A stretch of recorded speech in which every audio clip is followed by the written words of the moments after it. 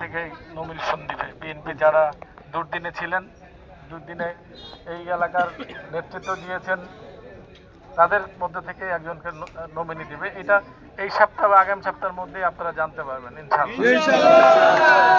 আমরা এই এলাকার ব্যাপক আমাদের সাবেক প্রতিমন্ত্রী জিয়াউল জিয়া এবং নাজিম সাহেব এই এলাকার এমপি ছিলেন।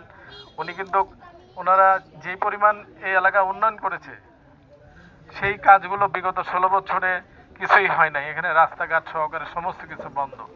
আপনারা খেয়াল করে দেখবেন এই এলাকার এই যে রাস্তা যেগুলো কাজ ধরছে, এগুলো ম্যাক্সিমামই আমি 5 তারিখের পরে বিভিন্ন মন্ত্রণালয়ে সুপারিশ করে এই রাস্তাগুলো করাচ্ছি। হয়তো অনেকেই অনেক রকম বলতে পারে যে এই সরকারের সময় অনেকে এই কাজগুলো নিজেরাই করতেছে, আসলে তা সত্য না। আমি অনেক কষ্ট করে এলজিআরজি মন্ত্রণালয় থেকে বিভিন্ন বড় বড় এই যে রাস্তাঘাটগুলো যা আছে, প্রায় 200 রাস্তার টেন্ডার হয়েছে। সেগুলো এই বৃষ্টি থেমে গেছে, এখনই কাজ শুরু হবে। আশা করি আপনারা যদি আমাদেরকে ধানের শীষে ভোট দিয়ে আমাদের প্রিয় নেতা তারেক রহমান এবং বেগম খালেদা জিয়াকে যদি